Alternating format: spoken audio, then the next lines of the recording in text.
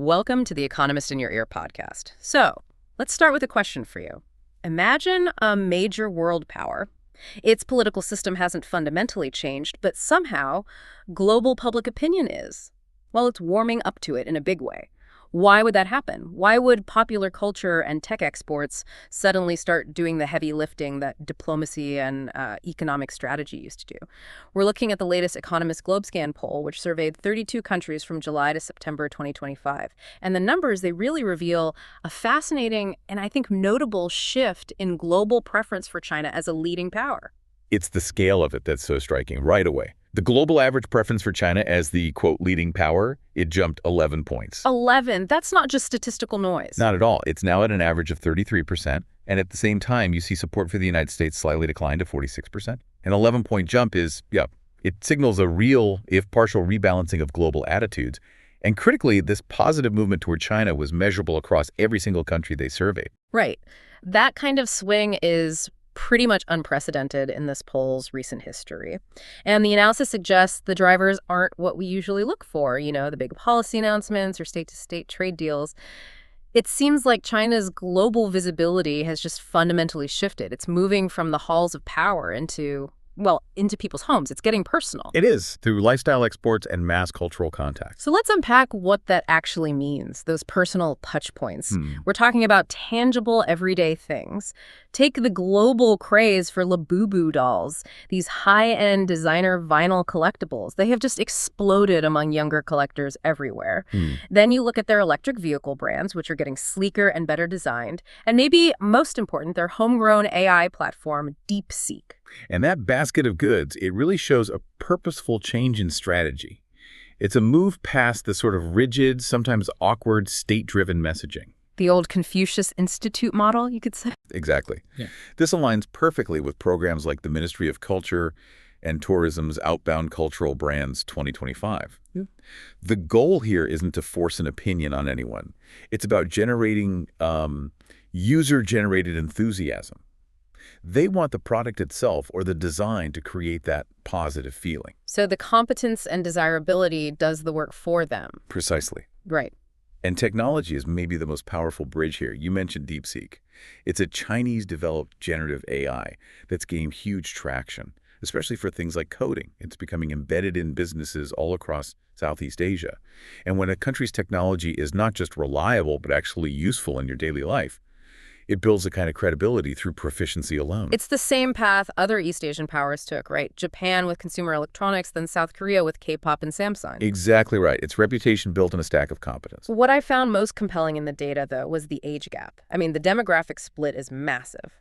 This shift is so clearly a generational one. If you look at people under 25, support for Chinese leadership is at 39%. That's nearly equal to the U.S. at 41%.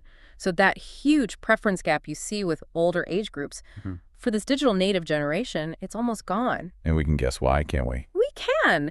These younger people are overwhelmingly more active on Chinese platforms like TikTok.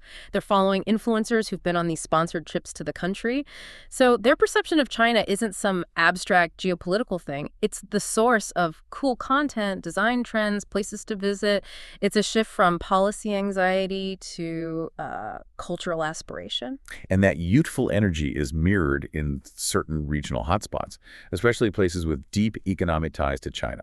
We saw these massive jumps, around 20 percentage points in Latin America and parts of Europe. Places like Brazil, Mexico, Spain, South Africa, even Canada. These are countries where China has often been a pretty reliable trading partner, no matter what the internal political noise was. But the biggest jump was in Indonesia, right? By far. Truly staggering. A 23-point increase, which brings their support for China up to 62%. And this connects to the wider global south. In Africa and the Middle East, a majority of respondents now pick China as their preferred global leader. Okay, so for these regions, it's not about collectible dolls. It's built on something else. It's built on measurable economic delivery. Delivery, that's the key word. When we talk about Africa, for instance, what does that delivery actually look like on the ground? It's more than just a list of projects, I assume. It is. It's about visible investment, mostly through the Belt and Road Initiative, that addresses really immediate needs. What leaders in the global south often point to is the speed and the lack of political strings attached. Can you give an example? Sure. Look at the Mombasa-Nairobi Standard Gauge Railway in Kenya. It radically cuts transport time. It transforms regional logistics. These are projects that create local jobs that are delivered pretty quickly. So that builds reputational capital. China is seen as a reliable partner focused on stability and efficiency. And they often just bypass all the ideological hoops that Western powers might insist on. Okay, so we've got this rapid rise in favorability. What does this actually mean?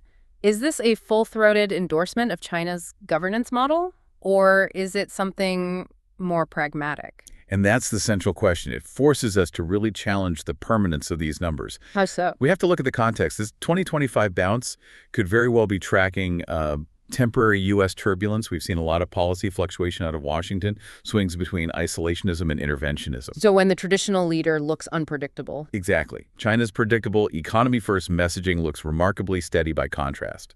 So consistency itself becomes this huge soft power asset, regardless of political alignment. Right. So we shouldn't confuse liking the tech with liking the politics. We absolutely must not. Rising favorability often just tracks admiration for efficiency, for stability, for cool technology. It's economic pragmatism, not ideological realignment. Think about it. The global popularity of K-pop never implied everyone wanted to adopt Korean politics. It's a great point. And the sources show, even among people who say China's influence is positive, most of them still have mixed or critical views of its internal political system. That nuance is so important. We have seen these cycles before. China's favorability has climbed in the past only to fall back down when negative headlines returned. But if the old dips were tied to state actions, isn't this new wave of influence built on things like TikTok and consumer goods potentially more durable? Isn't it stickier? That's the challenge to the old model, for sure. But the fragility is still there, especially regionally. Look at Japan and South Korea. Their caution is structural. It's locked in. It is. Proximity, maritime disputes, their alliance with the U.S., it all shapes a very clear threat perception. And that deep strategic calculus isn't going to be overridden by a cool EV or a collectible toy. So if we step back and pull all this together, the youth vote, the tech, the pragmatism in the global south, what are the big implications of this rebalancing, even if it is fragile? Well, first, there's the impact on coalition politics. As electorates in places like Brazil or Spain get friendlier to China, their leaders feel politically freer to resist those binary with us or against us alignments. Right. It complicates Washington's ability to build a consensus on anything. Exactly. Second, this cultural influence reinforces their hard power. Those big BRI projects get a much smoother reception when they're paired with cultural familiarity and tech people admire. It just lowers the local resistance. it changes the whole perception. It does. And finally, I think every one of these viral Chinese brands, whether it's Lubu dolls or AI models, it acts as a kind of geopolitical buffer. It normalizes the country's innovation. It just reduces the cultural distance between a global consumer and Chinese tech. It's competitive influence built on desirability. And ultimately, this moment is about China learning to compete in the emotional and technological dimensions of reputation. They're building affinity for stability, selling tech that works, and telling compelling online stories. The competition isn't just economic or military anymore. So that leaves me with one final thought. If this affinity for stability and reliable tech is what's driving global opinion, what happens if the source of that relative stability, which is the U.S.'s own internal volatility, what happens if that suddenly smooths out? How durable is soft power that's built mainly on contrast instead of on its own unshakable foundation? That contrast is the key variable to watch. Thanks for listening. Follow us for daily insights into world affairs, and don't forget to like, comment, and share.